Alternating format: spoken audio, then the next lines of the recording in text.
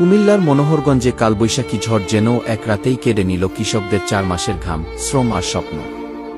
হঠাৎ ঝড় আর প্রবল বৃষ্টির আঘাতে সোনালী ফসলের মাঠ মুহূর্তেই পরিণত হয়েছে পানির বিশাল স্তরে, যেখানে এখন শুধুই হতাশা আর দীর্ঘশ্বাস।